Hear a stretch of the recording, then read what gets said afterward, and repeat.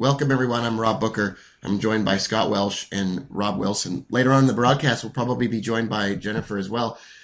We have lots of questions coming in already, and we're here to trade the non-farm payroll report live.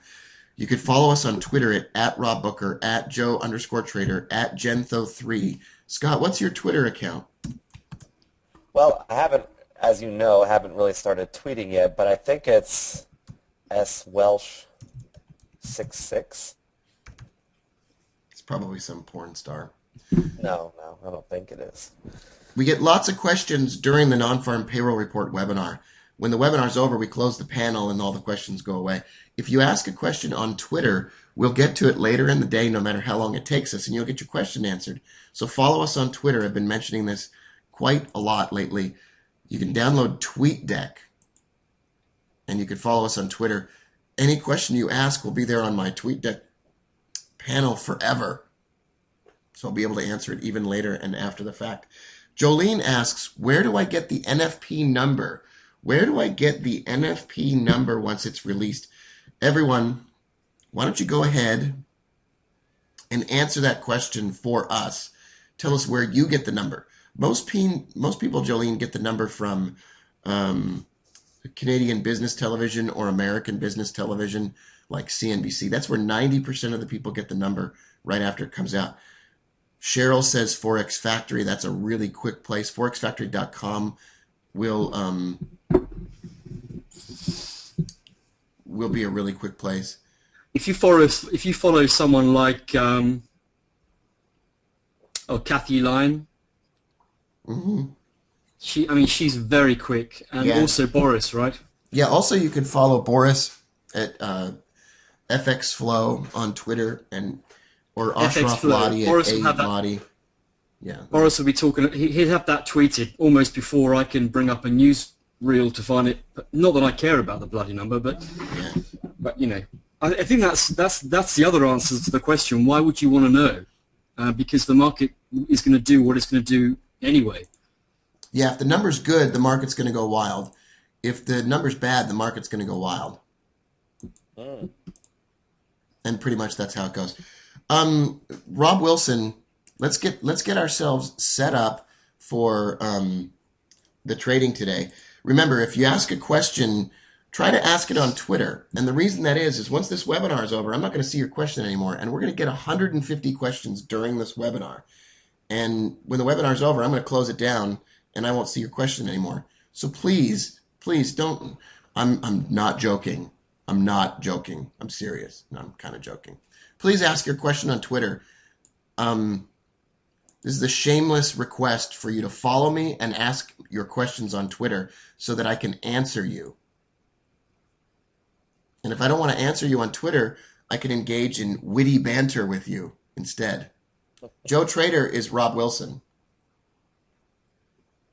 At some point in time, Rob Wilson will probably trade this to the shirtless trader at Twitter. All right, let's set this bad boy up. I'm looking at the Australian dollar today. Rob, you'll be probably looking at the euro. Scott Welsh, there's a reading on the Bosslator on the Australian dollar on the 5-minute chart of almost 1,000. Ready for the Australian dollar to go back up. There could be one last push downward before that happens. There is support on the Australian dollar down here at 0225. 0225.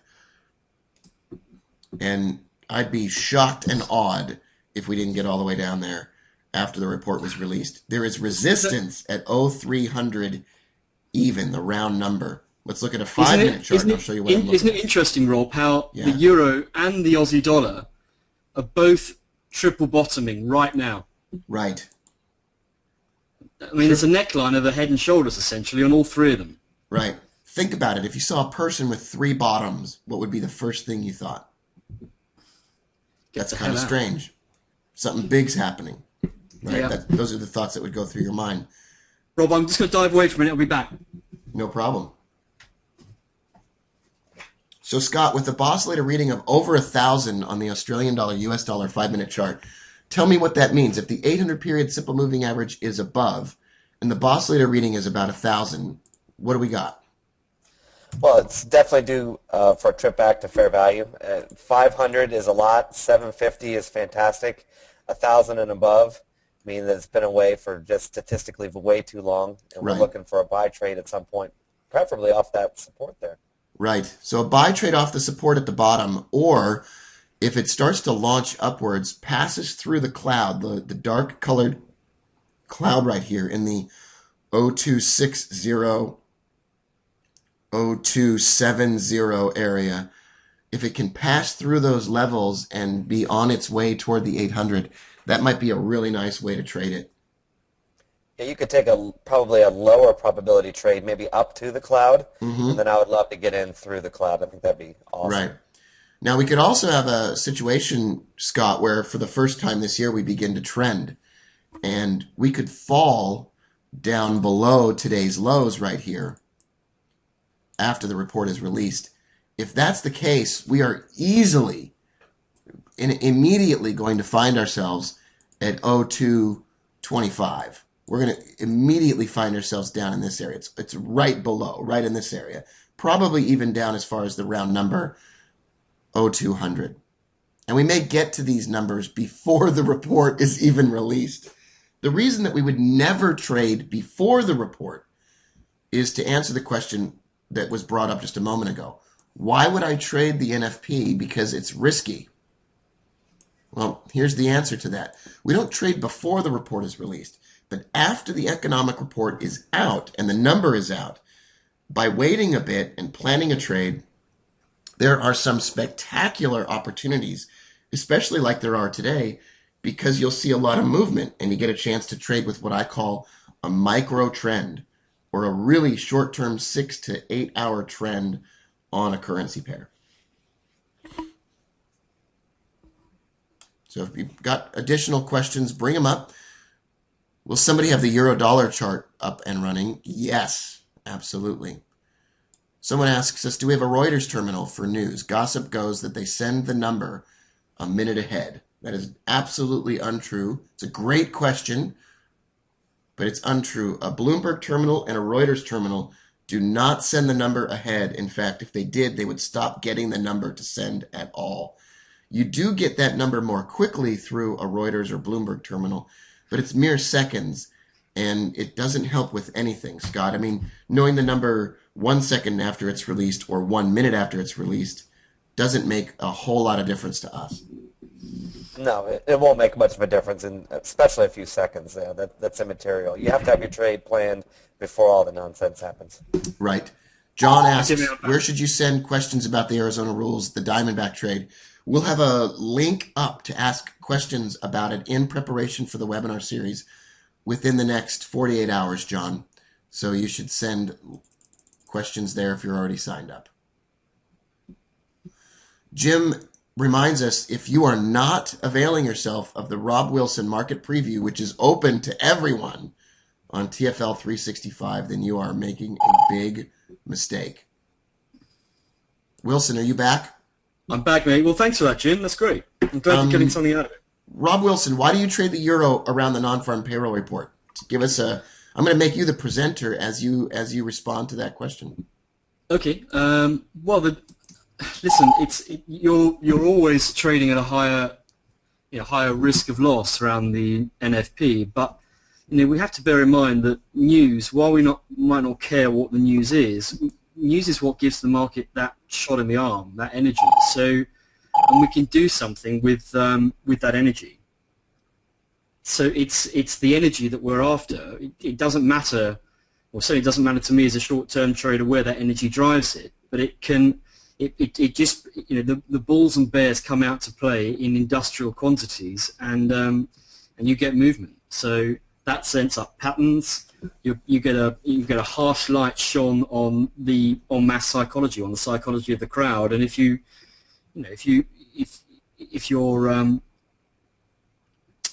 a technical trader, you can trade that on a short-term basis. That's a great answer, Scott. How would you answer the following question? Isn't trading the non-farm payroll report in any way and shape and form, isn't it just totally risky? Well, I guess how you define risky. I mean, yes, it's going to move, and you could be in a trade that maybe has a high probability of working out, and then just the static noise might take you out of the trade. So in that regard, it's risky. But if you're honestly, if your stops are in place and your target's in place, I've found it's no more or less risky than any other time. It's more volatile, but I don't know what risky means. If I have my risk parameters in place, it's the same risk as anything else. It sounds like you're saying that the trader brings the risk, the market brings the movement. That is very eloquent of you. Thank you. Yeah, the risk is That's up to you. Good point, Scott. I mean, the only thing you control is your risk, right? I mean, everything else is just, chance and probability. But Yeah, there's only three things in life you can control: other people, and the market, And the weather. and the weather. Right. Right. Well, that's all I control. I mean, I don't know about you people.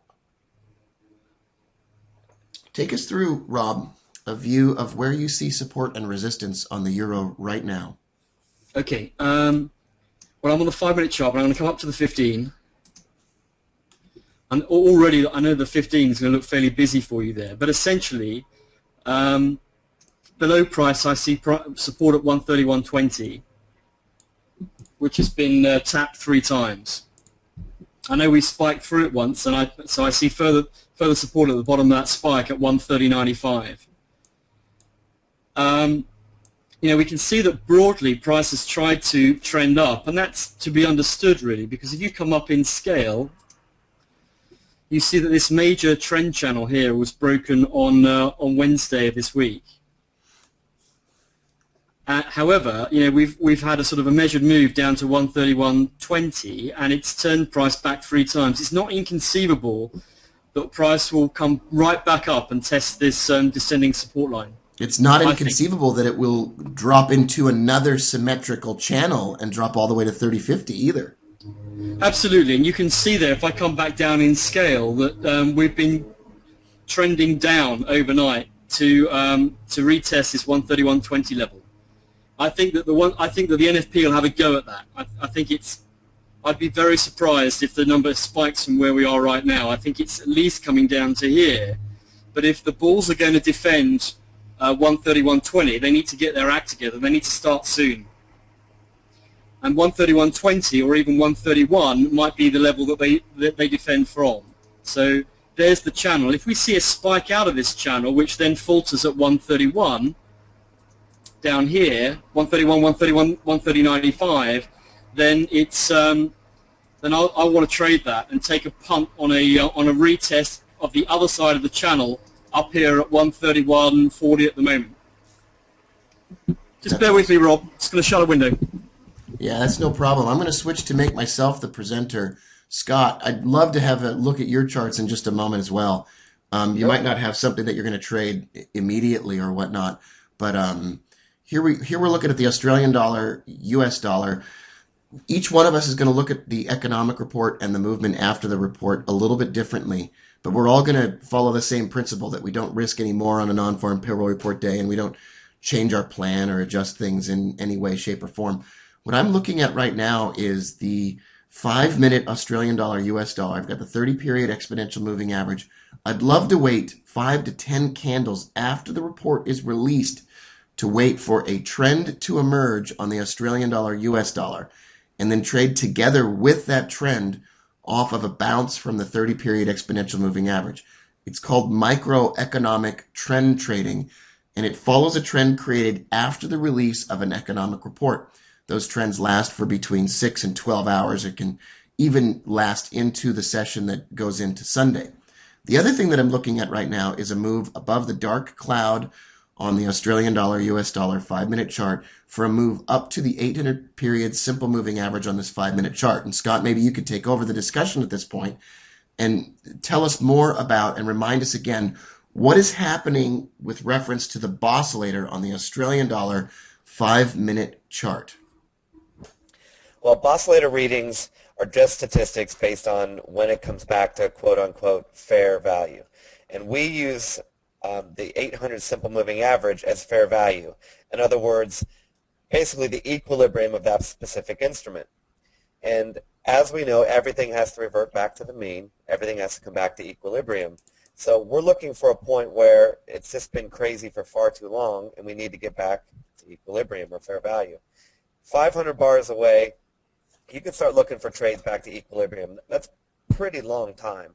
750 bars away, something's kind of been going on that's a little bit crazy, and it's even more imminent.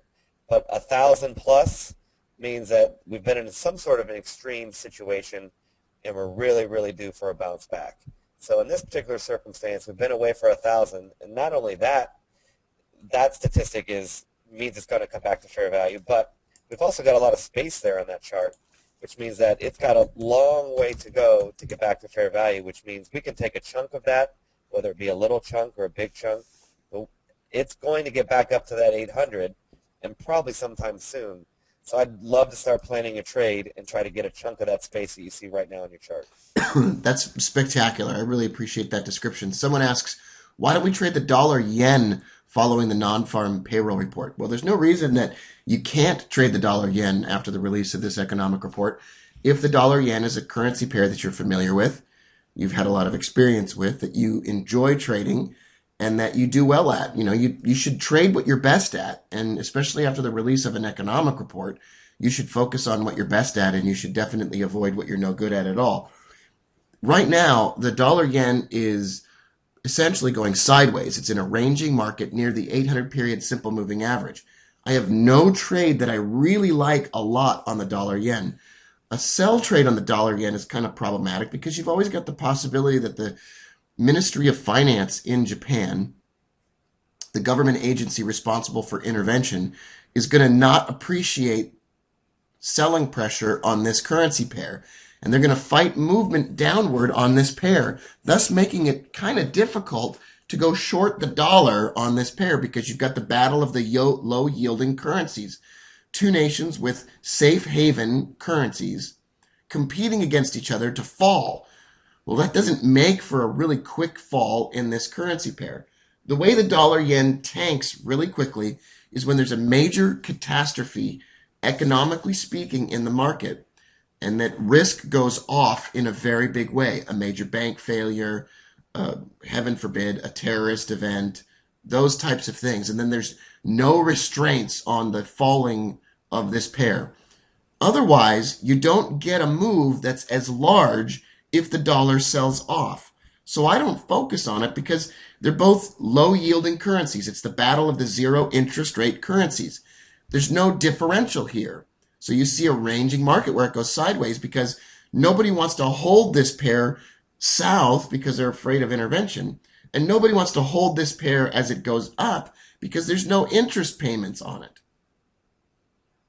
So you don't get a really great currency to trade here. Now, if you're really good at range trading this currency pair and you enjoy it, then by all means, be my guest. And I really, I'm sorry that I said something, nasty about this currency pair, but it's just not my favorite for those reasons. We're seeing the Australian dollar fall toward this previous low from the 9th of April at 0.220 or 225. It looks like we're going to hit that before or right after the economic report is released. Rob, does it mean anything that there's movement before the report, or is everything that you're doing based on movement after the report? He's probably taking his clothes off again.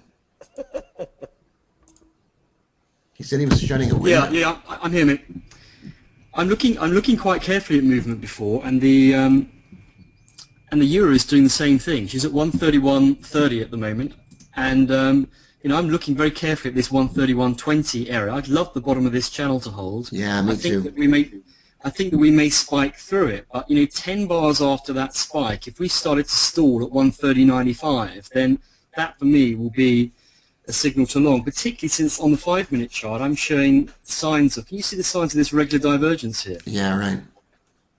So, I think it's going to get down there. I do, and I think it seems to me madness to imagine that the bears won't drive it at least that far south. And listen, all the trending indicators are polling over now to show a bear bias. I like that as well. I like trading against that because there's money in that for institutional traders to trade against and go hunting for those stops. So I think 131.20 is going to get tapped. I think that 130 could easily be tapped, and that'll be the key level. If we see bulls coming in strength there, that for me will be a buy signal. Now, so to answer your question, yeah, of course I'm watching movement before, but given the lack of oxygen that I give my trades, between 10 and 20 pips, it doesn't make sense to take a trade before the news report, because the movement immediately after it will take me out almost certainly. Yeah, that's absolutely true. Daniel asks, what's the plan during NFP? And we've answered your question, Daniel. Glad that you're here. Michael says, can I discuss why the CCI is on my chart? Michael, there's an archived webinar on TFL365.com in the webinars section that you can click on. It's freely available, that discusses my cloud trading methodology. And it's freely available, and you can hear a much, much more complete description of why I have the CCI. The 30-period exponential moving average was on my chart, and that was blue. I'll talk more about that today.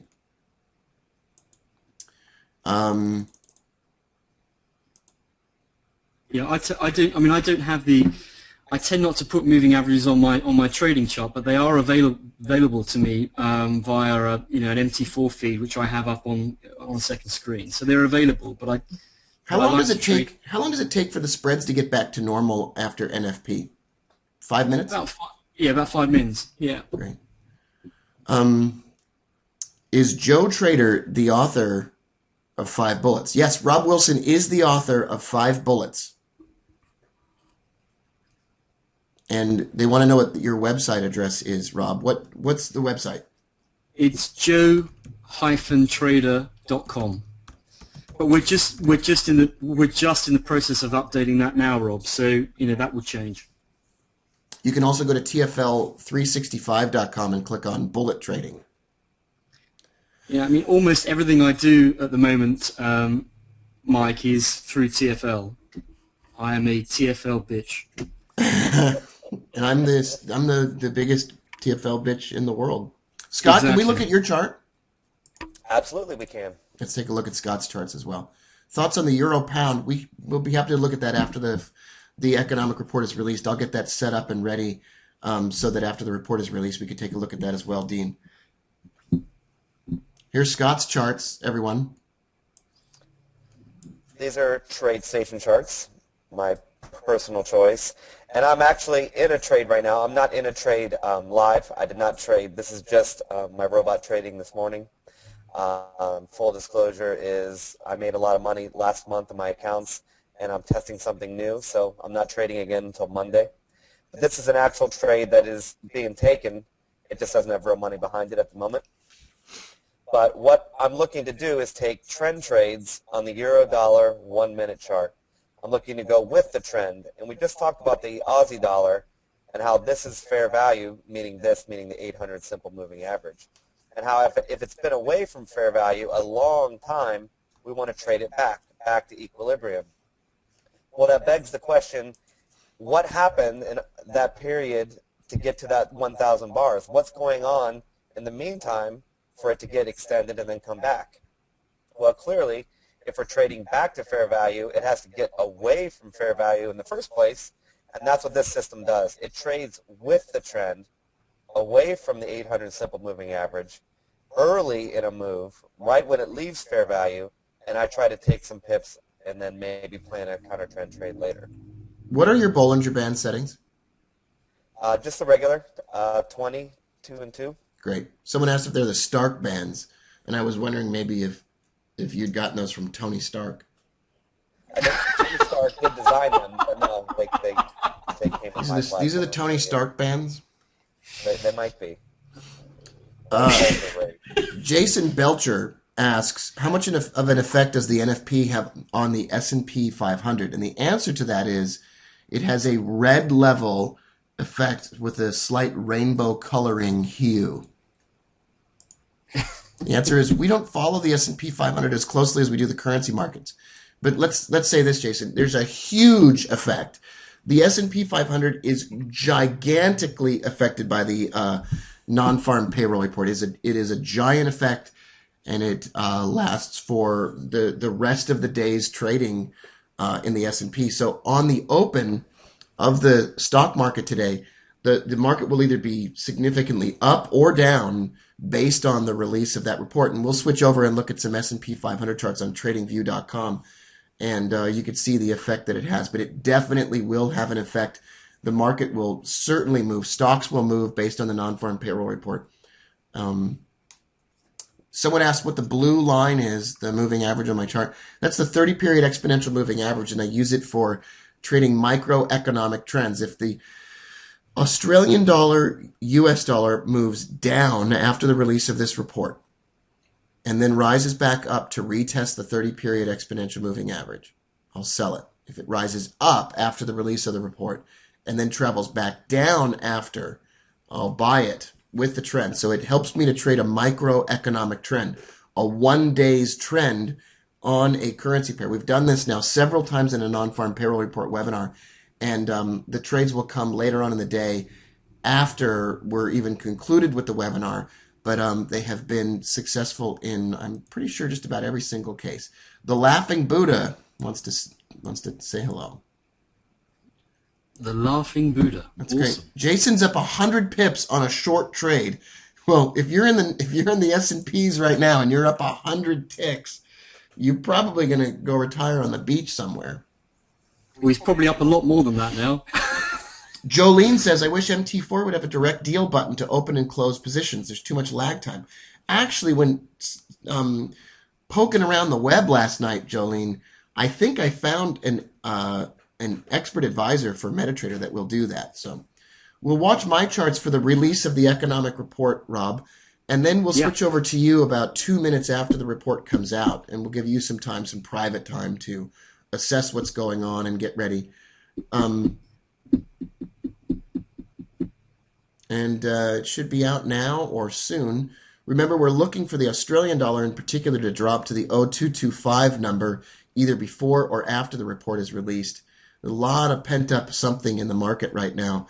You could see that whatever's going to happen is going to be meaningful today. Looks like the number was 115. I don't know if that was better or worse than expected, but it frankly doesn't make any difference. I mean, the US needs to create 150,000 jobs every month just to keep pace with people entering into the job market. Wow, that's amazing. It's huge, isn't it? So they've got to make 150 every month just for unemployment to stay as it is. Or they have to kill at least as many people as don't get a job. Look at this level. Wow. Yeah, let's take a look. I mean, it's clear that the report's released, and it's also clear that nobody gives a crap yet. Right. I mean, just for that doji. 2 dojis on the spin. Expected 173, only got 115. Yeah. Number is 115 per Forex Factory. Thanks, Bob. Look at that. Look at that movement right after the report. Is that a bounce off of resistance up there? Yeah, it's the upper boundary of that little 5-minute channel I drawn. Wow. I mean, look how accurate that is. Amazing. So now it's going to test the downside, and we're looking like we're going to see a spike down.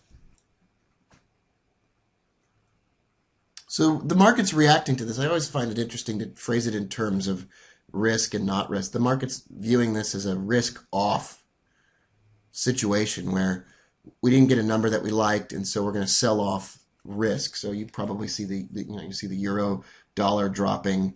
If I switch over on the recording to the Australian dollar, it's not dropping as much. The dollar yen dropped a significant amount on the release, a huge spike lower. I'm not sure that that's even a real price, or if that's a spike that was a fake spike. If you switch over, Scott, to look at the dollar yen yourself, you'll see that it's pretty wicked. And that would explain why I'm not trading with the dollar yen. It's just a wicked. It can't keep a move that it wants to take. But it looks like risk came off. But not in any significant way, Rob. I mean, we're right back where we were before the report came out. Yeah, I'm just looking at that now. Interesting. Yeah, it's definitely interesting.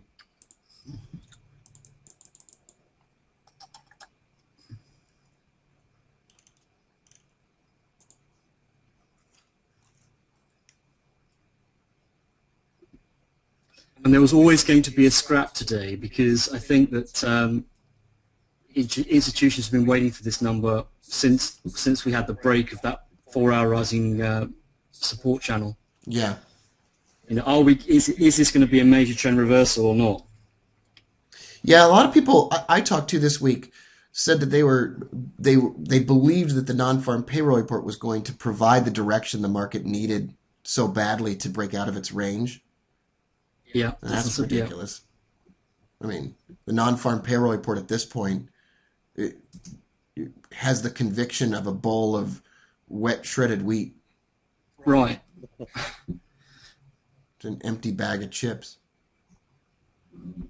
It's meaningless. Scott, any thoughts? I mean, what a complete disappointment from the standpoint of volatility, at least right after the report is released.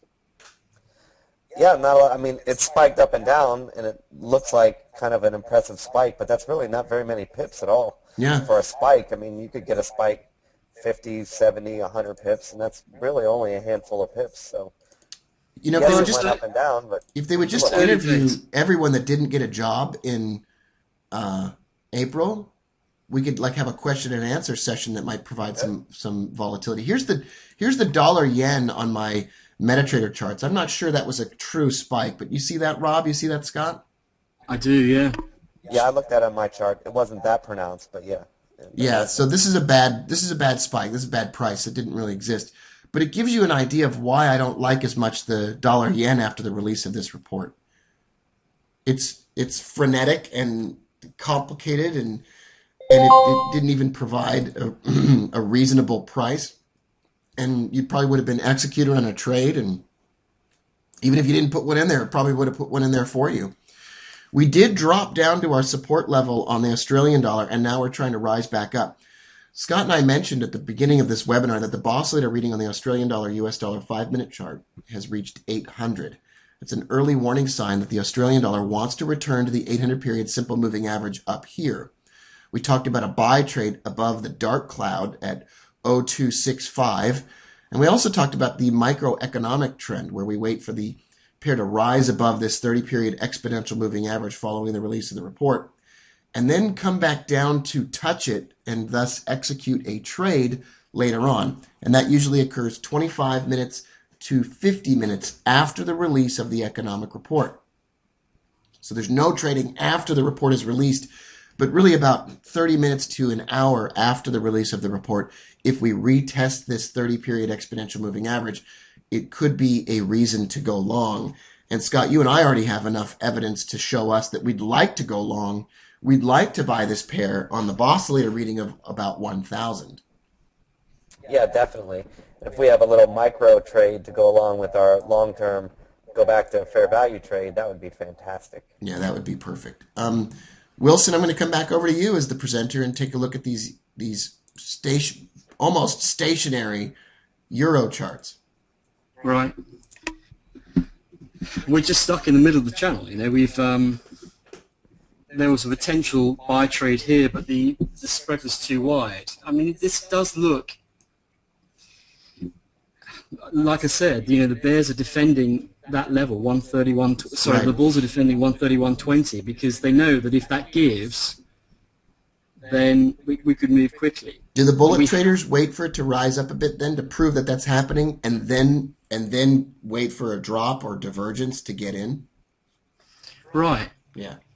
Right, but we really haven't seen any, NFP type movement yet. No conviction, certainly. Yeah, this is really movement that's no different than what you might see during a European session or. Well, the ISM, for example, earlier in the week, produced far more convicted movement. Right. But we are down at this key level, this neckline of a potential head and shoulders on the Aussie dollar and the Euro dollar, and it's it's a big deal for a lot of institutional money. Yeah. Yeah, we are reaching levels at which major organizations become uncomfortable. I've got something to say about that, but first a comment from Cheryl. As usual, the numbers are so manipulated. Unemployment rate fell to 8.1%. These numbers are so manipulated, Scott, and we ought to get them to a shelter. These numbers are being manipulated. Counseling for sure. Yeah, you're absolutely right. Yeah, you're right, Cheryl. The whole game of releasing economic numbers and then a month later stating that we're sorry there were 30,000 people that got a job and we forgot to count them. I mean, it's so ridiculous. The whole exercise is preposterous. It's a giant scam, and then they do seasonal updating and non-seasonal adjustments and whatever. It's so ridiculous. People are asking if yesterday's long trade in the Australian dollar, US dollar is still valid. The answer to that is yes. And M. Bolsa, thank you for asking your question on Twitter. And not only is that valid, I'd be willing to go long Australian dollar, US dollar in the 0265 area. That's even earlier than the long trade from yesterday. Barry Schweitzer, would you prefer them not to report any economic data? I would rather have them report the number of slices of cheddar cheese purchased in Topeka, Kansas. Bob, do you have that number actually? Because I'm going to set up a trade. Yeah, I got that number. I'll show you. Okay. I'll show you that number. You want to see that number? No, please don't. Let me unbuckle my belt and show you that number. Uh, Andrew Chang got 10 pips. He's done. LOL. He's laughing out Great. loud. Lol. Lolling for days. Euro pound thoughts. Why not? Since nothing else is happening, let's take a look at the euro pound. I'm going to make myself the presenter. Why? Because I'm in charge of this webinar and I can do that. On a slow day, the slowest currency would be a good thing to look at. Let's look at the Diamondback trade. Oh. Smooth pips. Here's the Diamondback trade. Here's the euro pound. I wonder, Scott, if you don't mind checking the boss leader reading on the euro pound 5-minute chart, we could take a look at that. Here is the euro pound 5-minute chart. You can see the Diamondback trade. If you don't know what that is, you can go to robbooker.com, click on Arizona Rules, watch a video.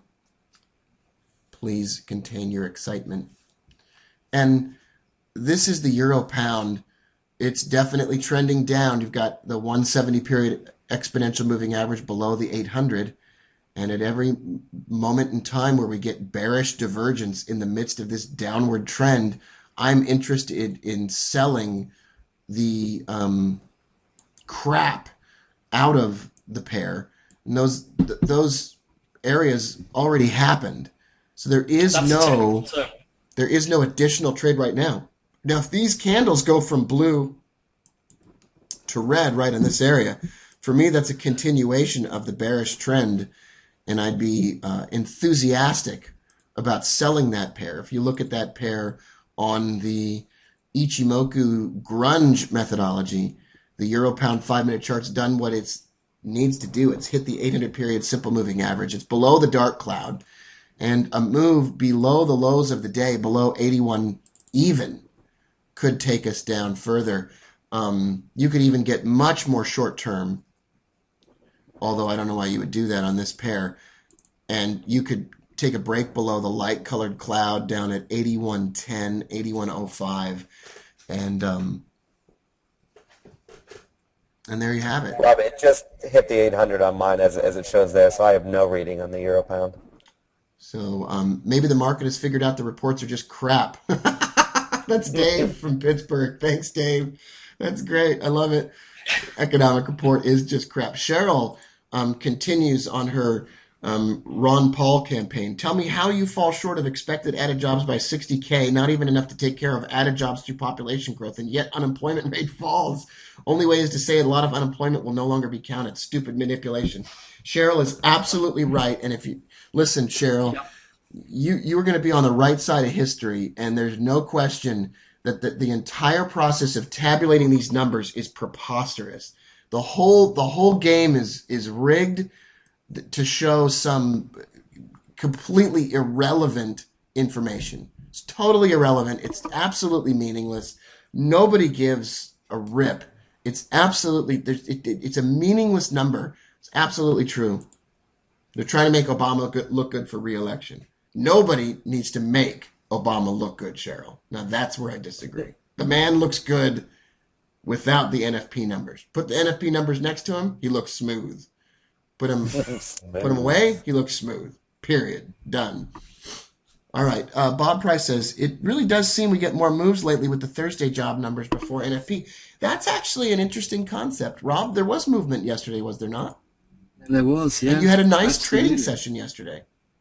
Yeah, it was cool. I mean, we saw movement that we could trade continuation on, and we videoed that, and that's on the site. People can go view that on Bullet TV. Right. Absolutely. And if anybody's wondering what the politics are, for Rob Wilson, Scott, or I, or anybody else, we're members of the Green Party, which is the party of the American dollar. That's the Green Party. We don't give a crap, and we don't engage in economic discussion, or we don't believe that any individual politician hates America. We want those politicians to make us as much money as possible. Otherwise, we don't care. Well, this fella's definitely trying to claw its way up now. You find one of these against the dollar is moving up, and the other one against the dollar is moving down. Yeah, and that's just telling you what you need to know, that there's just not going to be, it's going to be hard to find tradable moves. Scott, could you pull up the dollar yen on your charts, and then we'll make you the presenter? What time frame are you looking at? I don't know, whatever you want. The 13-minute chart. Scott, I want to see the 7-minute chart. Well, I want to see the pie chart. If you never ever show that picture again, I'll be happy to do that for you. Oh man, I'm not showing that picture again. If you came at the beginning of the webinar, boy, did you get a treat. We're still waiting for something to happen. Someone asked at the beginning of the webinar, it's too risky to trade after the non-farm payroll report. It's you bring the risk and the market brings the movement. The market didn't bring any movement, so there's nothing to do here yet. And Rob's getting ready. We formulate our opinions between 10 and 30 minutes after the report is released. Scott's going to give us a look at the US dollar Japanese yen. Where is the Japanese yen? I don't know where the American yen is. She must have gotten breakfast in bed or something like that today. Man. I don't know where Jennifer is. Jennifer probably traded so successfully this week that she's like, I'm not going to look at the stupid economic report. And Bob Price wants to look at the Euro Aussie, and we'll look at that right after the dollar yen on Scott's charts, if you don't mind, Scott. Nope, not at all. I don't see anything. It's right on fair value. It's just kind of spiking and bouncing on a trampoline right around fair value. I don't see anything. We need to move away one way or the other on the dollar yen 5 minute. A lot of times people will say low volatility leads to high volatility. With the dollar yen, low volatility leads to absolute flatline death. They're gonna if I were in charge of currencies across the world, which I almost am, I would delist the dollar yen. You've got a serious burr against the dollar yen. That's good. Yeah, I don't really mind it. It's not that bad. We had some good times. We had some good times. Yeah. You always have Paris. It's got some moves. It's got some moves I could teach you guys. All right, let's go to the Euro Aussie.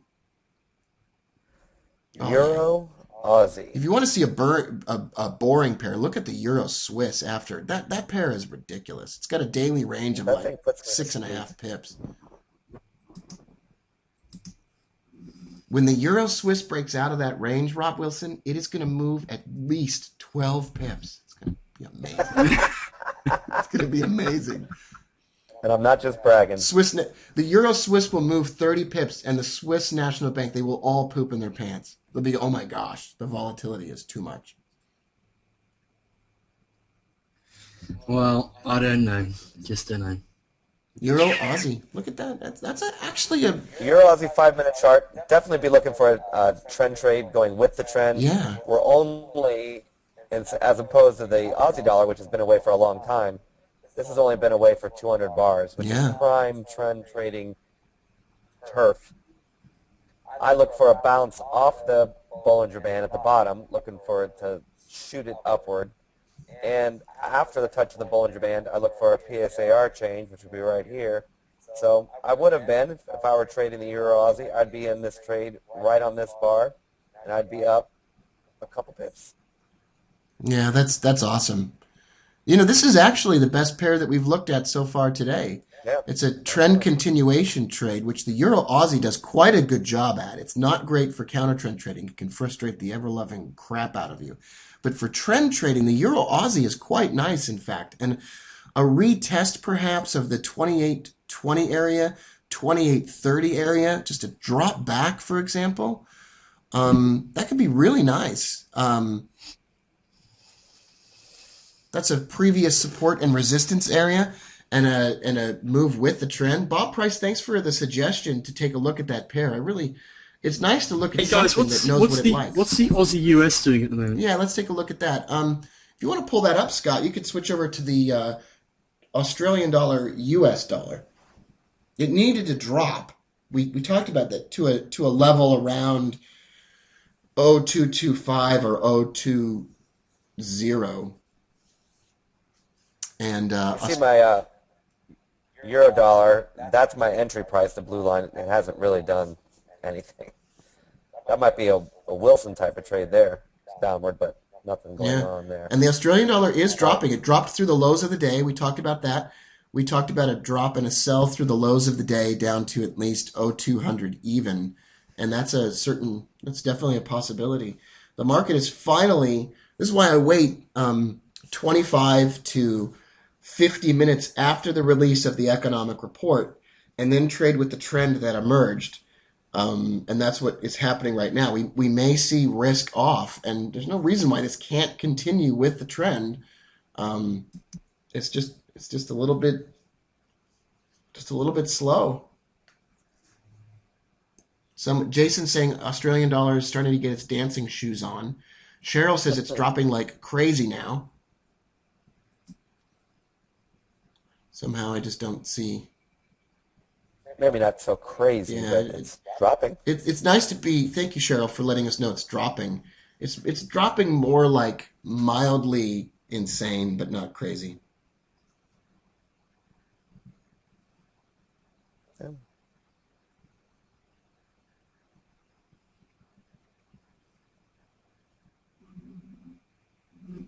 And we'll switch over to my charts.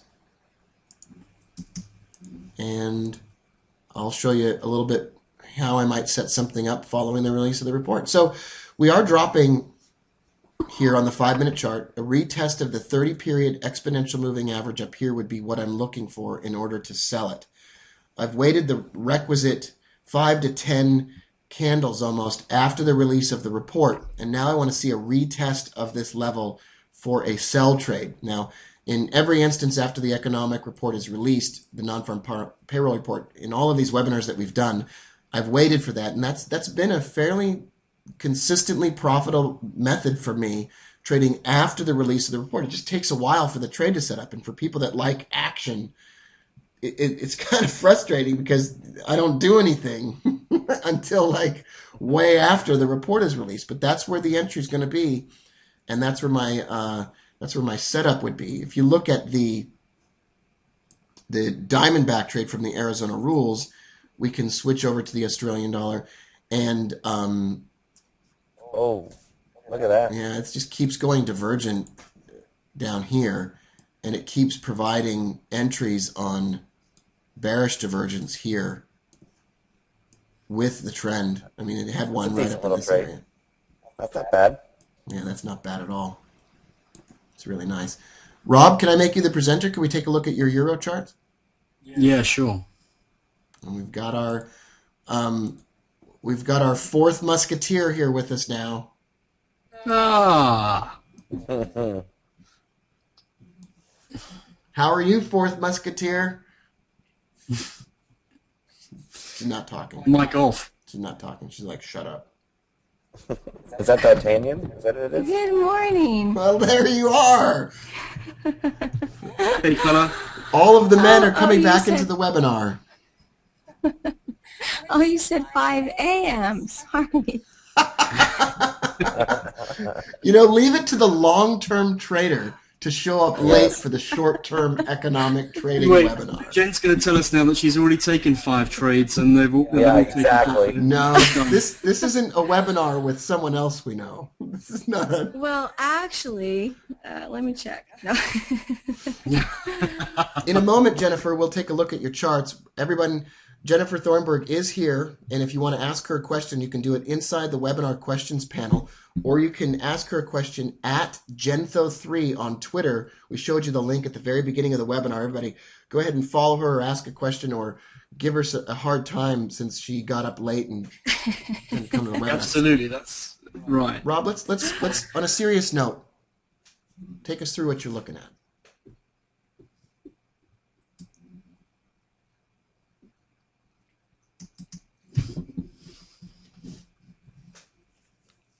Bob Price mentions that the Diamondback trade would have you in a short Australian dollar, US dollar trade sometime back, and it's absolutely true. I've never seen a smoother entry earlier on in a trend for my own purposes. So, Wilson, what are you looking at? I just wanted to say, I mean, look, this pair has moved. It's a grand total of 35 pips following the release, and for me, 30 pips is the danger range for an active day trader. Yeah, because there's not enough room for spread plus entry plus profit. You can't take a continuation trade. It's just, you're not expecting it to be bound in such a tight channel, so you can't trade counter. It's just, I'm not seeing anything divergent supported on the time frame I trade. I mean, the only thing I really would be interested in is another opportunity to buy at 130, 120. Yeah, they're sitting at 40 at the moment. And so playing the range. Right. Yeah, someone asks, would I trade it back up to the 30-period exponential moving average on the Australian dollar? And the answer is no. I wouldn't trade it back up to that moving average. Jennifer, when you're ready and you can show us a couple of your longer-term charts, I don't want to force that upon you before you're ready and you've got a chance to open those up. Yeah, I'm just opening my charts right now, and it looks like I wasn't the only one late to NFP today. It doesn't look like too much happened. That's right. As goes Jennifer, so goes the market. Yeah. Yeah.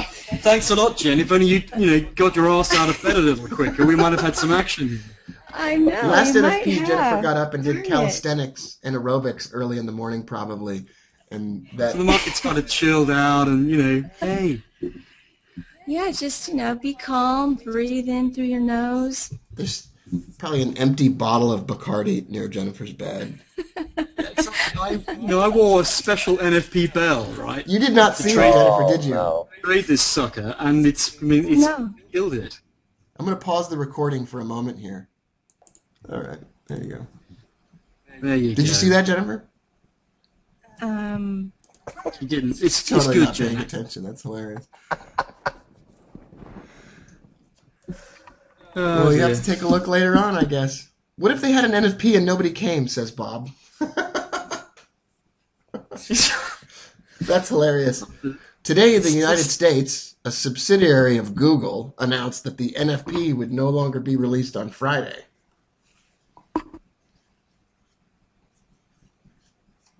All right, Jennifer, when you're ready, let's take a look at your charts. Okay, You ready? I'm ready. Can't believe you missed Rob Wilson without his shirt on. Absolutely. I'm gutted. It's pretty hilarious. Okay. Okay, I'm looking at a blank screen. That happened to Rob Wilson, too. Yeah, I'm Yes, not seeing Jen's. All right, so here, I'll make my... Well, the funny thing is I'm not seeing Jen's computer either. The whole thing Right, just that's went what blank. happened to Rob Wilson, too. So what we did was we turned that off, and then we're going to turn that back on. So here you go again. That should work the second time. Okay. Standard computer IT tactic. Yes. Blow on it. And? Blank screen. Change presenter. What about you, Scott? What happens if I make you the presenter? I don't know. Let's see. Hopefully not a picture of Wilson will come up. Yeah, Scott's charts are working. Huh. What's your problem, people? Yeah. I don't know. I'm still looking at a blank screen. Try that. Blank screen? What are you all looking at right now? Oh, you're just, it's totally blank for you. Yeah, I'm totally, my whole screen just went black. How about pressing the escape button? Yeah, I did that. Nothing. How about Control Alt Delete? How about getting up and turning around 3 times on the It's blank for everyone. Try that real quick. I'll make myself the presenter. There you go. Jennifer, hope you get your charts back. Okay. Jen's charts? Yeah, I don't care if Jen doesn't get her charts back. She's wrecked my NFP. I know. Sorry. Bob Price recommends you pull out the power cord. Hi, Jen. Greetings from Guatemala in Central America, as opposed to the Guatemala in Central Europe. I miss you in Blog Pictorial. Flavio. Well, hello to Guatemala. Flavio, tenemos hacer un seminario en Guatemala. How do you say, como se dice jungle? Jungle seminario. Jungle trading.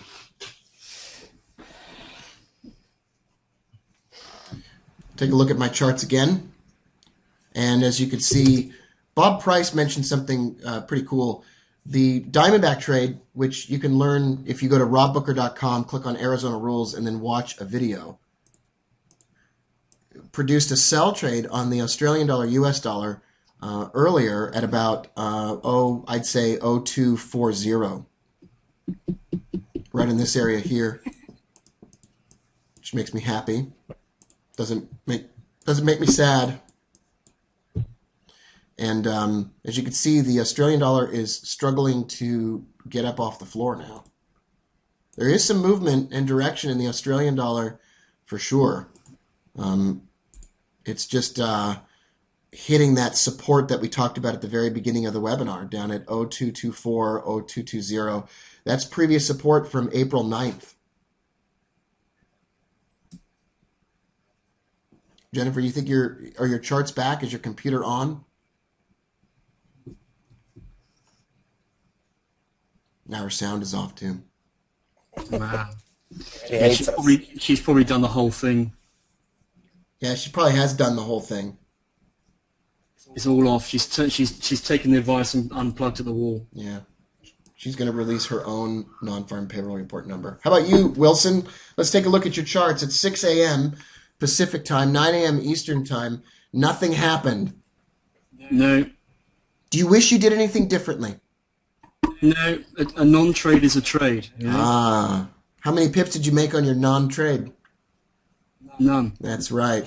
How many did you lose? None. Exactly. I mean, we're just grinding up through fair value here at the moment. That's what I'm seeing.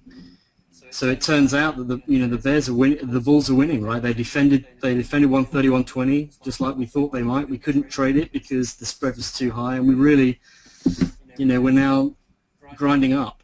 Yep. Yeah, that's pretty brilliant. What does your longer term support and resistance look like on this pair? Well, again, I'm sort of up above. It's 131.80 was key yesterday.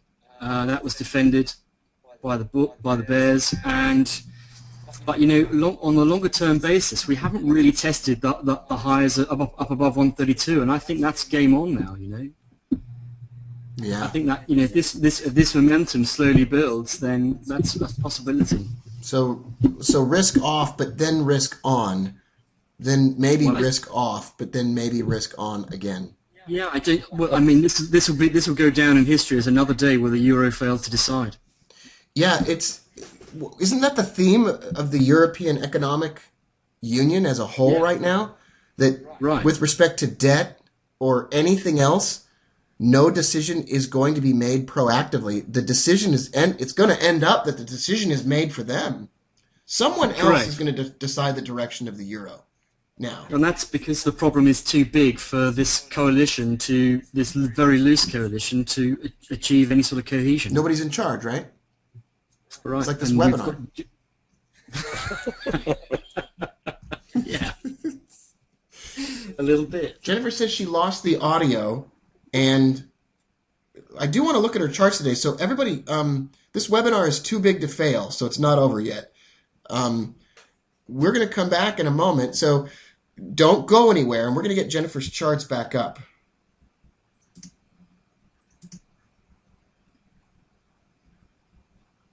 She's going to leave the webinar and come back in. She's just texting me now. Jason says, were you looking for a bounce off the 30 EMA on the 5-minute on Australian? Because if it's on the 5-minute, we're nearly there. I'm going to become the presenter, and I'm going to take a look at exactly what Jason just said. Okay, so here we are in the 5-minute Australian dollar, US dollar. I call this the Dave Daniel Pittsburgh microeconomic trend trade. After the report, the Australian dollar, US dollar falls down below the 30-period exponential moving average. And now, after the report is released, it's attempting to rise up and retest it. It's probably going to do that in the 0236 area. Boy, I would love to see that happen. It doesn't mean that the trade's going to be a winner, but that would definitely be more exciting than what we've seen so far. It's probably going to retest everything that needs to be retested because this is just a joke of an economic report. There's a trend line that will probably be retested also. So any stop loss placed on the trade would need to go above that level, but that's still not very far. That's still just a 10 pip stop on the trade. Any movement above 0260 on the Australian dollar. So I'm officially telling you where I'd like to buy this pair. Anything above 0260, I'd like to buy for a profit target of at least 0300.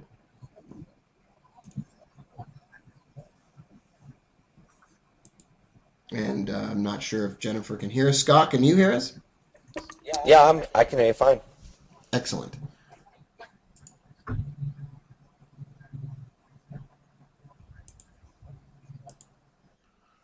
So I kicked Jennifer out of the webinar. I'm going to have her rejoin the webinar.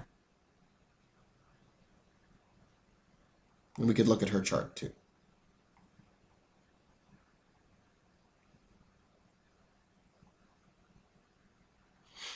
Wilson, we'll take a look at what you're looking at. Yep.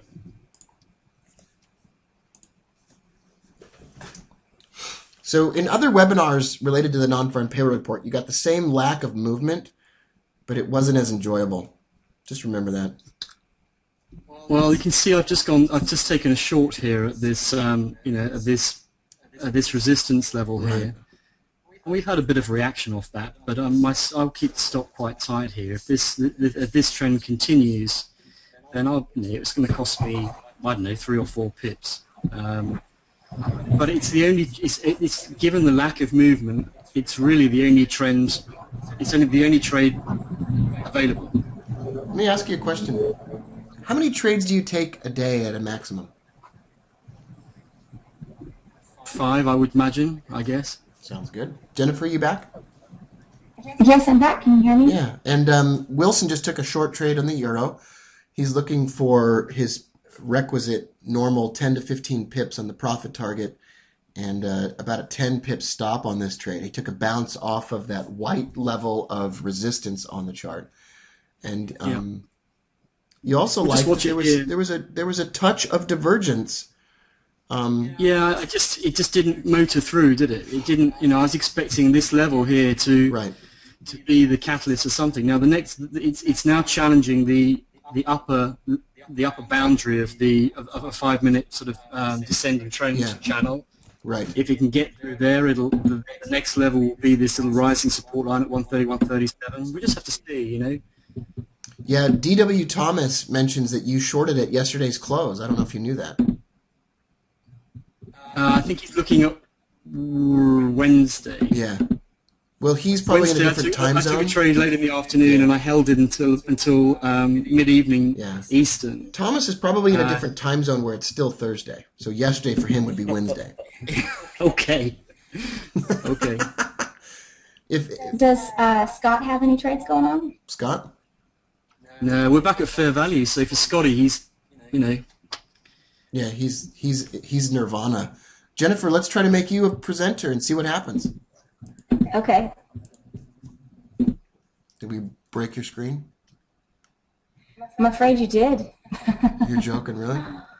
You know, I'm not joking. I got a black screen again. Really? So maybe something's wrong with my computer. No, it happened to Wilson too. Hmm. Wilson, I made you the presenter again. Okay, well, this is coming down nicely at the moment. Yeah. So what we don't want to see is this. Is a counter move now? I'll probably come out of break even. That was my question. So when you take these short-term trades, you are willing to move to break even. Yeah, for sure. Yeah, 7 pips is not 6 or 7 pips is like, okay, I'm now seeing the reaction that I banked on. Is that reaction going to be large enough to make profit target or not? So following the release of an economic report, Wilson waited to see movement either up or down based on the ranging movement that didn't really go anywhere. Wilson liked a bounce off of a resistance area that was equal to maybe the Wednesday market close, or doesn't really matter anyway because it was a level of resistance. If you take the 30 or so candles in front of us right now and look at the rising tops on those candles and compare them to the falling or dropping top on the oscillator at the bottom of the screen, there was a little bit of divergence as well. Just from here, look. Yeah, just right. Here. I would call that in the UK we would just call that a touch of divergence. A touch, a little touch. What is that? What are you drawing on your Let me chart? put it on there. What are you drawing on your chart with?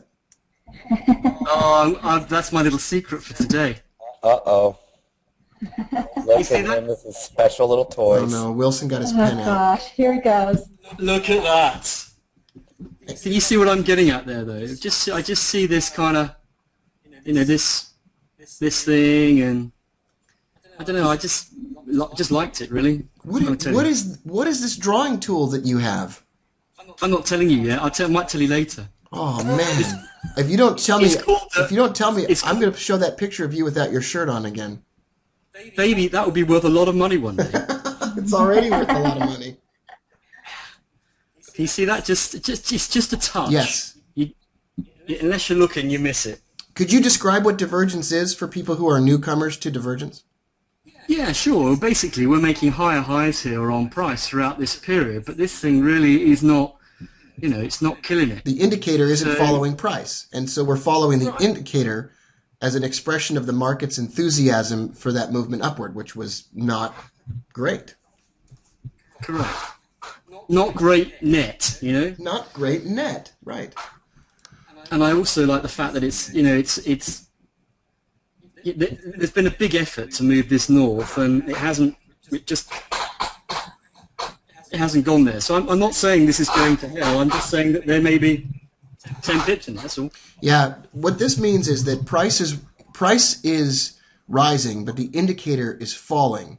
And that's an indication that the market does not have enthusiasm for upward movement. We follow the indicator with divergence and not the price. What that means is that it is regular bearish divergence. And it's a nice way to look at some of the underlying forces in the market. Jennifer, you've spent time looking at divergence on your chart. Scott, you've done some work with divergence, and I've done some work with divergence. It's what I would call an intermediate concept with respect to trading. And if you're new to it, you could simply Google the term and read some neat articles on Investopedia and otherwise. Bollocks! What the crap is going on? Yeah, we got the hand grenade is out and finger is on the pin here. Yeah, the bottom indicator on Rob Wilson's chart is most likely the regular stochastics indicator. It is 833. I just removed the fast line, so it's easier for me to see. Or as they say in Mexico, the stochastics. That is not how they say it in Mexico. I don't know how they say anything in Mexico. Hey Wilson, how come the second trade when you took it rather than the peak before? Wasn't it divergent then? It was. I just wanted to see one more go, and I think we're gonna come out at break even here any minute. Yeah, we're gonna come out at break even.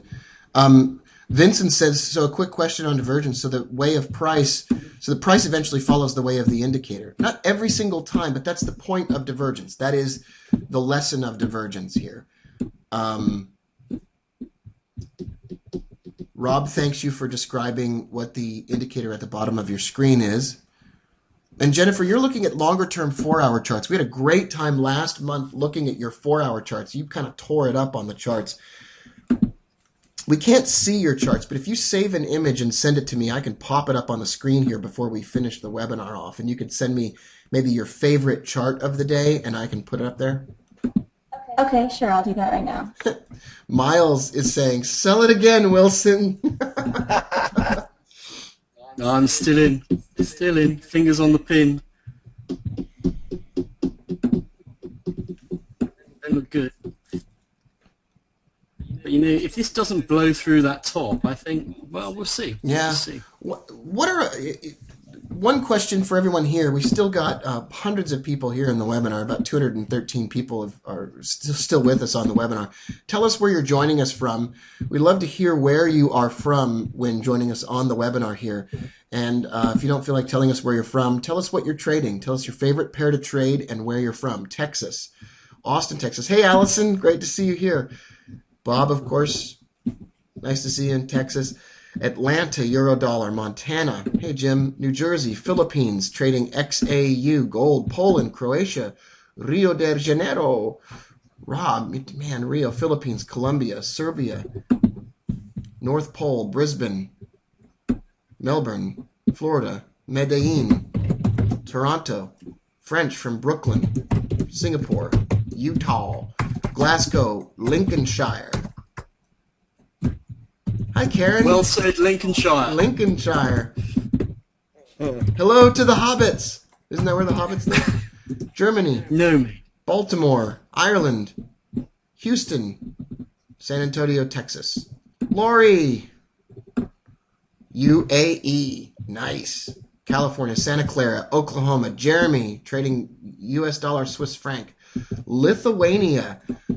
Lituaris Garbinavikius. Nice. Ireland, Tavira, Portugal. Trinidad, Oxford, UK. Lisbon, Buenos Aires. Who's the drummer?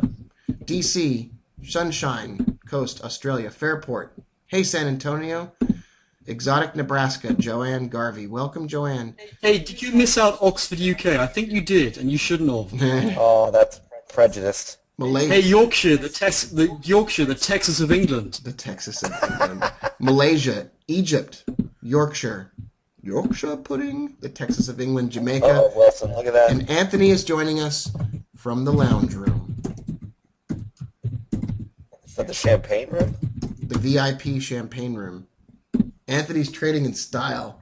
Don't get any glitter on yourself, Anthony. Atlanta.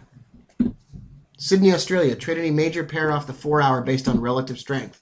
James, that's great. Nice to see you here, James. Hi, Joe from Rochester. Euro Aussie is moving nice. Thank you, George, for letting us know that. That's awesome.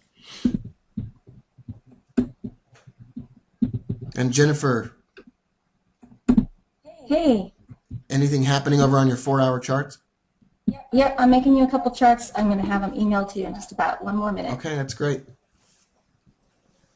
Now we're seeing some movement. Yeah, Come so on, stick with us, folks. We're still waiting for something to happen, and it probably will. Jennifer's going to send me some 4-hour charts.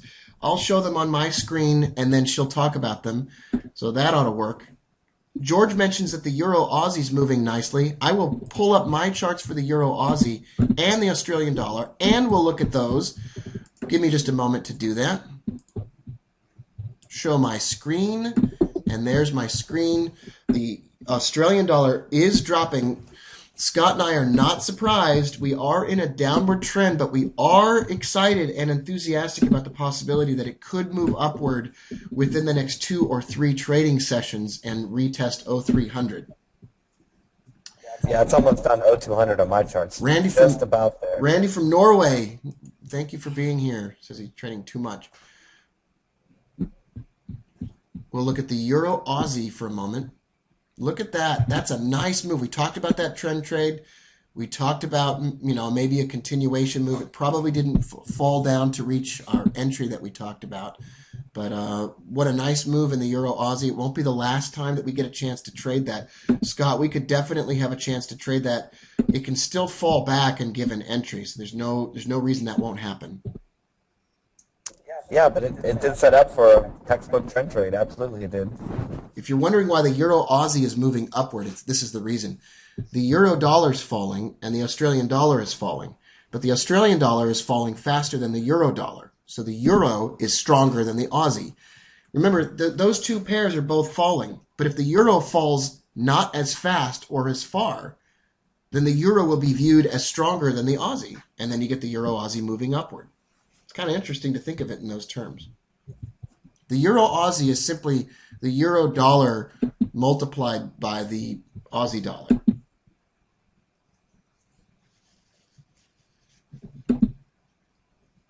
Wael says the pound dollar is moving even more quickly. Let's take a look at the pound dollar. My charts might be frozen, Wael, but the pound dollar doesn't seem to be doing anything. Let's look at the pound Aussie. What a waste of space that is.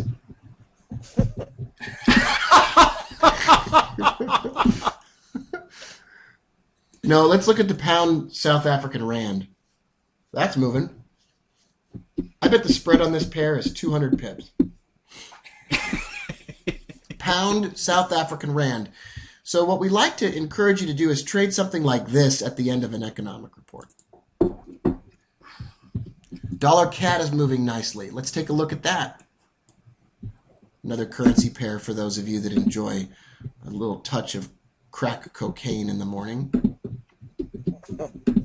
Trading pound New Zealand now plus 26. Now you're all on Twitter. Thanks everyone. Takes you a while, but you get there. Look at the dollar CAD support and resistance. Here's some support and resistance levels on the dollar CAD. For days I talked about this thing reaching 9,900 even, and now it's breaking above 9,900 even. And boy, that could carry us. This could be the early warning sign that we're on the way to 1,000 even again, reaching parity all over again. That would be nice. I think who's typing? Not me. Oh, that's Jennifer. Sorry. Oh, Jennifer gets. I was trying to get your attention. No, Jennifer. Impressive typing speed, though. No, Jennifer gets. Oh, you can you. type all you want. You can type all you want. Okay. I sent you a Twitter trying to see if I could see it pop up on your webinar screen. Oh yeah. But I did send you an email with a couple of links to charts if you want to look at them when you're ready. Yep. I'll make Wilson the presenter while I pull up your charts. Wilson, you can take us through what you're looking at on your stuff, and I'll see if I can pull up this email. Have faith. Oh, we are amazing this morning. Look at this little sucker. It's just grinding up again. And Jennifer, I just like seeing that little hand on that 49 in the upper left-hand corner. Just imagine Wilson just pouncing on it. And yes. Well, I've actually what I do is my left hand mouse button is clicked. That means if I move. I'm about to share my screen, and we're looking at some charts that Jennifer sent over. Jennifer, why don't you take us through some analysis on the euro-dollar chart that we're looking at right now on the screen in front of us? And I will share my screen so that everyone can see it. Okay. Okay. So I sent you a link for the daily chart and a link for the 4-hour chart. If you can flip over to the daily chart, I like to start there. And what I noticed first thing this morning is just sort of at a glance is that price is sitting in that space between the 20 simple moving average, which is in green, and the lower inner band, which is the second to bottom band. So that's a really great tradable space when price breaks through the 20 simple moving average. It's usually heading towards, going the other direction. So like the move that's already the move that's already occurred in 3 candles back, the large bearish candle. When it broke through that 20 simple moving average, that was a really great time to sell that space down to the bottom, and as you can see, it did that. After it goes through that lower inner band that you're pointing to there and comes back up through it, then it's a good trade back up towards the 20 simple moving average. And it just about did that on this morning's candle. Actually, it also may have completed that move on the previous candle. So in my mind, my analysis on the daily chart is that space is done for me until we get a pretty substantial move either above the 20 simple moving average or below that inner lower band, and sort of clear that space and free it up to be a tradable space once again when price crosses through those two things. Confirming that analysis is just sort of the neutral position of the RSI on the daily chart. It's just hovering right around the 50, just sitting there looking very bland. So analysis on the daily chart is just that space is done, and I need to see a move above or below those levels before I have anything else that I'm interested in trading. Okay, so if you want to flip to the 4-hour. So going to the 4-hour screen, it's really, I didn't color the range, but you could easily just shade that range raw where price is going sideways for maybe the last 10 bars or something.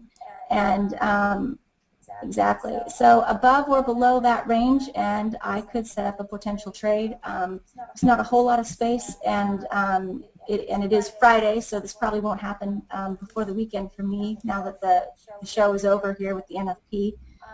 But below the red line is an area that would sort of be below my recent low, and you can see that the RSI made a little bit of a trend line. Gives me sort of a line in the sand. Once RSI crosses that line, I do have some room for the RSI to get down before it hits its next barrier, which is the 30 line. So I would be interested in a sell at that point. And on the buy side, just sort of looking at more classic combo stuff, a buy in between the combo lines. Price would have to go over that lower combo line, and I would need to see the MACD change to positive polarity and start printing some positive numbers, and I would have a buy position on that pair. Okay. We seem to be repeating the theme that something needs to happen before something's going to happen. Pretty much. So, Wilson, what are you going to make happen? Well, I did, you know, physically I did my very best for the market this morning. You weren't here to see it. More fool you. You know, what can I tell you? Jennifer, your Bollinger Band settings are standard settings, is that correct? It's two sets of bands. One is set to 1 standard deviation, and one is set to 2 standard deviations. So 20/1, 20/2. That's correct. And that's answering George's question. And Rob and Scott and I would all generally use similar band settings, just the standard settings that come with your prepackaged, regular old Bollinger Bands. Common and Garden. Right. Bollinger Bands. Right. Right. So if you're trading the Euro Aussie today, Scott, you called it nicely, the trend continuation on the Euro Aussie. Nice work. Thank you, sir. Oil has fallen off a cliff, someone says, and the market for the U.S. is about to open. So we're about to see the S&P 500's tepid reaction to the non-farm payroll report numbers. At the open of the U.S. market, you could see an increase in volatility or movement in the currency pairs as well. And I'll get a chart or a screen ready to perhaps take a look at the equities market as well. For those of you joining us, still, we're going to look at a few more charts. We're not going to go anywhere just quite yet. I was going to ask Scott if he had a vacillator buy trade on the euro dollar. I was actually in a short. Okay. I took it about 7 a.m. I was in a short, and I'm still in it. It's not. It hasn't really done. I'm down in it, but I'm not quite stopped out yet. So. Later I was looking at a 5-minute chart. It looked like as this, little move upward, it was moving towards the 800 simple moving average, and I wasn't sure if it had gotten to a point, a number of candles away from the 800, if it had been significant on your chart yet. Well, yeah, and my trade was on the 1 minute anyway, so yeah, that very well could be, absolutely. Hey, Scott? Yes, sir. I thought Apple was supposed to go to like $1 trillion a share. It didn't.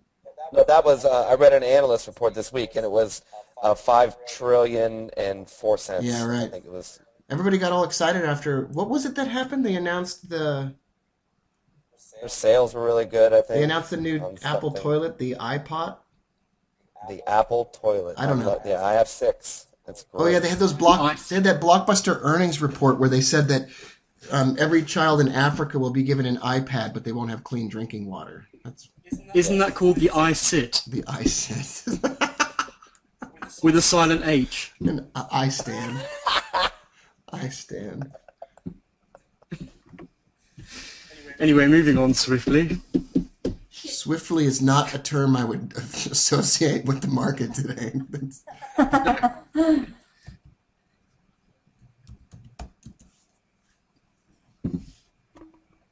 So I'm wondering if Wilson can shrink his screen down a little bit, just so I can have some context for You want to see a what's been going on bigger? this You want to see a bigger chart. picture view? Yeah, would you do that for me just for a moment? Just bring it, yeah. That's the 5. Gotcha. I just wanted to see your red trend line and your green trend line and see where they were attached. Yeah, oh, sorry, I'll come down again. Just tracing this move down overnight. You can see we're grinding out through the top of that channel, but there is, if you look on the highest, in fact, if you look on the, I mean, it's going to be crazy, but just, can you see how this movement, we keep moving up and down in these ranges, we're just soaring through them. But the red line at the top there is descending support, descending resistance here, which you can track on the dailies. Here, can you see that, Jen? Yep. And at the bottom of price, we've got the level which you've identified yourself, which is many times, which is this 130 level. And we're just stuck in this in this sort of wedge, really. With this movement upward, a little bit upward in the euro, but downward in the Aussie. As George mentions in the questions panel, we are definitely seeing movement upward in the euro Aussie. So that was a nice trade today, and not the easiest thing in the world to plan or do, but definitely a good one.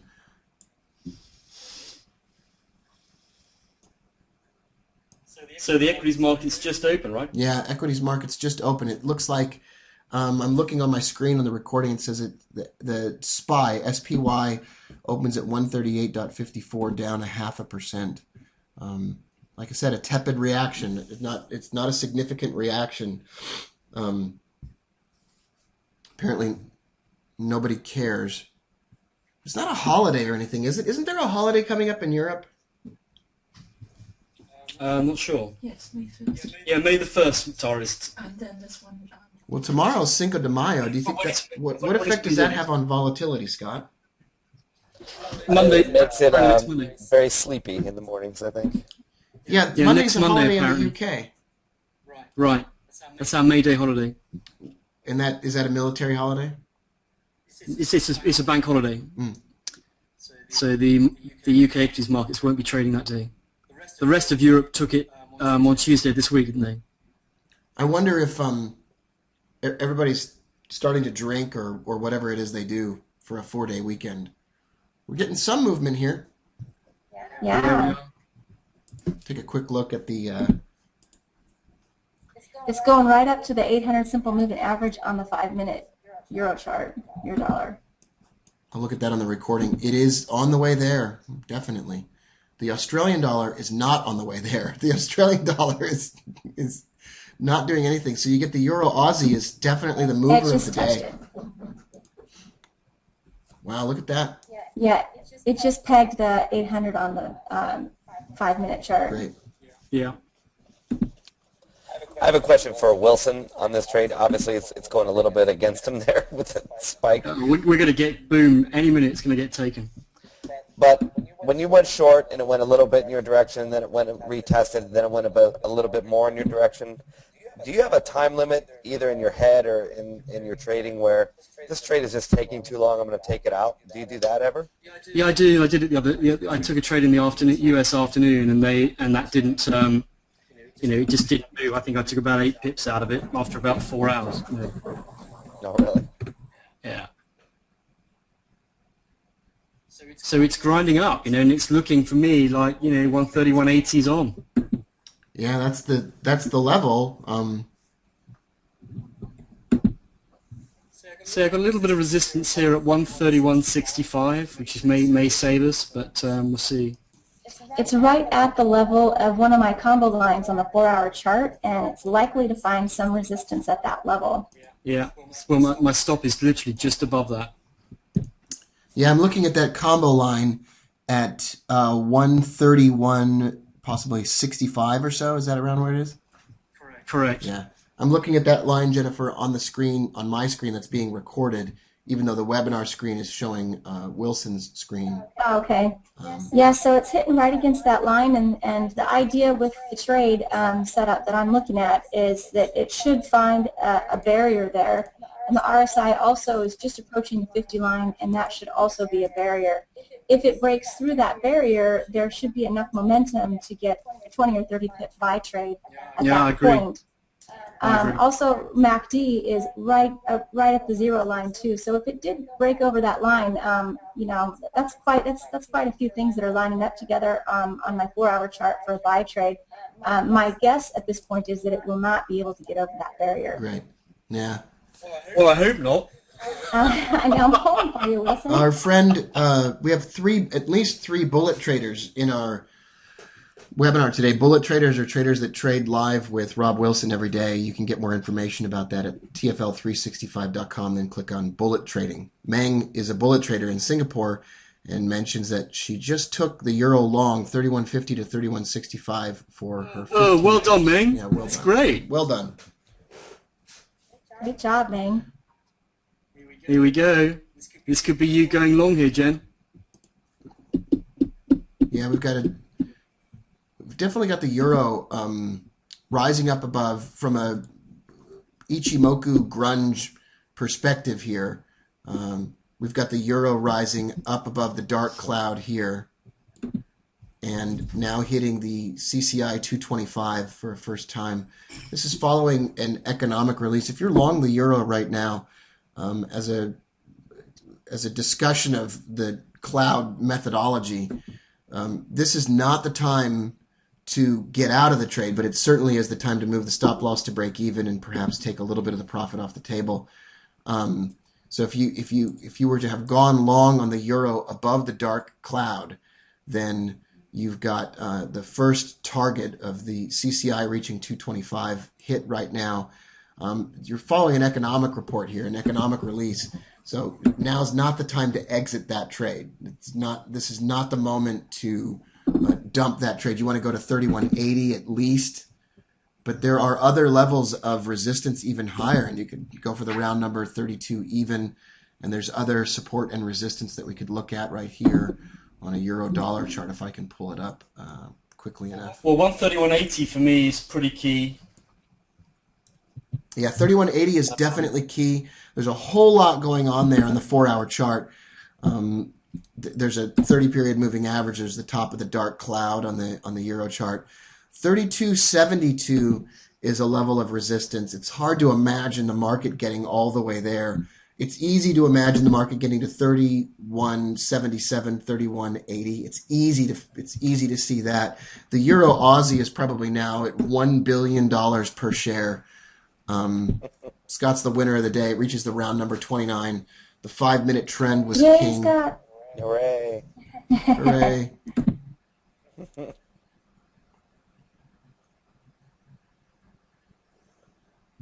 132 is a good target as well.